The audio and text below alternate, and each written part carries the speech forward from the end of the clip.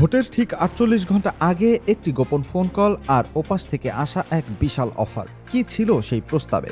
Barrister রুমিন ফারহানাকে কি শেষমেশ বাগে আনতে পারল বিএনপি হাইকমান্ড, নাকি বাঘিনী উল্টো এমন এক চাল চেলেছেন যাতে খোদ তারেক রহমানেরই ঘাম ছুটছে? ব্রাহ্মণবাড়িয়ার মাঠ কাঁপানো সেই জয়ের পর রুমিন ফারহানা এখন কোন শর্ত দিলেন? রাজনীতির অন্দরমহলে এখন একটাই গুঞ্জন, সব মান অভিমান ভুলে আবারও কি তারেক রহমানের ছায়াতলে ফিরতে যাচ্ছেন রাজনীতির বাঘিনী হিসেবে পরিচিত এই নেত্রী? কিন্তু গল্পের মোড় এখানে নয়। মোড় ঘুরেছে তখন যখন রুমিন ফারহানা প্রকাশ্যে ঘোষণা দিলেন শর্ত মেনে নিলেই তিনি বিএনপিতে ফিরবেন। আর সেই শর্ত যা শুনে খোদ তারেক রহমানের কপালে ভাঁজ পড়েছে।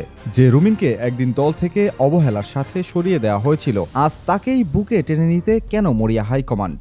অন্যদিকে রুমিন ফারহানা কোনো কাঁচা খেলোয়াড় নন। তিনি ছুড়ে দিয়েছেন এমন এক গোপন প্রস্তাব যা মানতে গেলে তারেক রহমানকে হয়তো নিজের নেওয়া আগের সিদ্ধান্তগুলোই ভুল প্রমাণ করতে হবে। কি সেই শর্ত? ভোটের ৪৮ ঘন্টা আগে কোন গোপন ফোন কল বদলে দিয়েছে সব হিসেব? কেন ১,১৮,০০০ মানুষের ভালোবাসা আজ রুমিনকে অপরাজয় করে তুলেছে? আজকের বিশেষ প্রতিবেদনে আমরা উন্মোচন করব ব্রাহ্মণবাড়িয়ার রাজনীতির সেই পর্দার আড়ালের নাটক। চলুন দেখে নেওয়া যাক কিভাবে দাবার চালে তারেক রহমানকে কুপোকাত করলেন রুমিন ফারহানা। নির্বাচনের ঠিক দুদিন আগের কথা। সারা দেশে ভোটের হাওয়া বইছে। ব্রাহ্মণবাড়িয়ার রাজনীতির মাঠ তখন উত্তপ্ত। একদিকে বিএনপি মনোনীত হেভিওয়েট প্রার্থী জুনায়েদ আল হাবিব, আর অন্যদিকে স্বতন্ত্র হিসেবে লড়ছেন দলের বিদ্রোহী তকমা পাওয়া ব্যারিস্টার রুমিন ফারহানা। বিএনপির হাইকমান্ড তখন বুঝতে পারল তাদের পায়ের তলার মাটি সরছে। বিভিন্ন গোয়েন্দা রিপোর্ট আর মাঠ পর্যায়ের কর্মীদের দেওয়া তথ্যে পরিষ্কার হয়ে গেল যে ধানের শীষের প্রার্থীর ভরাডুবি এখন মাত্র সময়ের ব্যাপার। কিন্তু এই চরম উত্তেজনার মুহূর্তে নির্বাচনের মাত্র ৪৮ ঘন্টা আগে রুমিন ফারহানার ব্যক্তিগত মোবাইলে একটি বিশেষ ফোন কল আসে। ফোনটি ছিল অতি উচ্চ পর্যায়ের এক নেতার। সেই গোপন কলে রুমিনকে দেয়া হলো এক বিশাল অফার।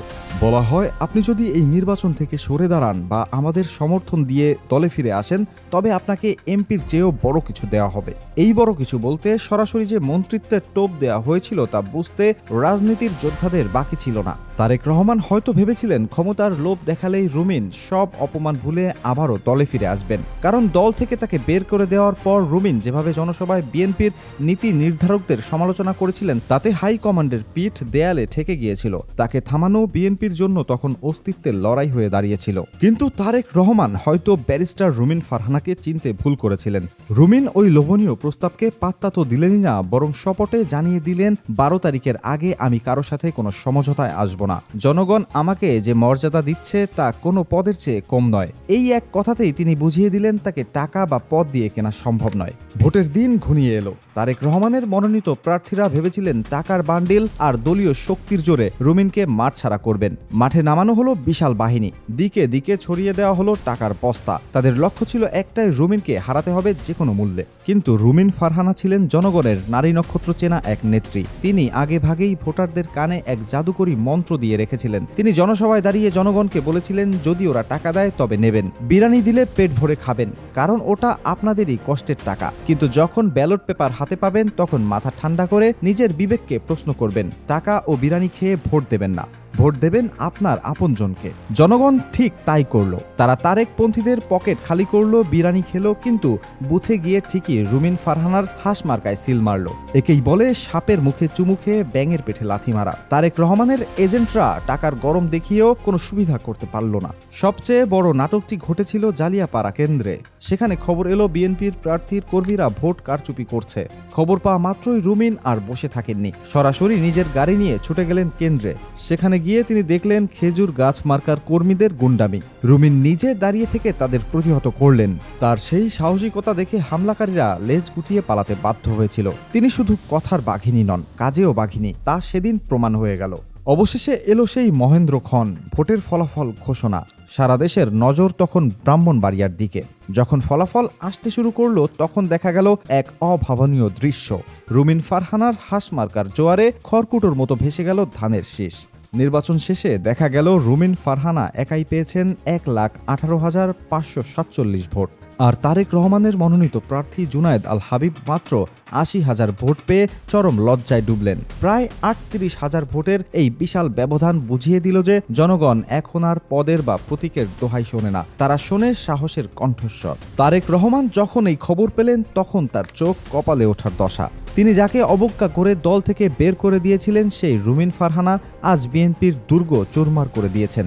রুমিনের এই জয় শুধু তার একার জয় ছিল না, এটি ছিল তৃণমূলের কর্মীদের জয়।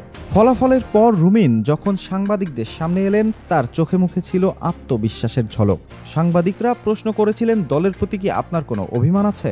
রুমিন তখন সোজাসাপটা জবাব দিলেন, অভিমান শব্দটা অনেক দামি, আর এটা আপন মানুষের সাথে হয়। তারেক রহমানের দলের প্রতি আমার কোনো অভিমান নেই, আছে শুধু ঘৃণা আর বিরক্তি। এই এক কথায় তিনি গত 18 মাসের বিএনপির রাজনীতির কঙ্কালসার চেহারা বের করে দিলেন। জয়ের পর রুমিন ফারহানা এখন অনেক বেশি শক্তিশালী। এখন বিএনপির হাইকমান্ডই তার পেছনে ঘুরছে। রুমিন জানিয়েছেন তিনি বিএনপিতে ফিরতে রাজি, কিন্তু তার শর্ত মেনে নিতে হবে। আর এই শর্তই এখন বিএনপির বড় নেতাদের জন্য মাথা ব্যথার কারণ হয়ে দাঁড়িয়েছে।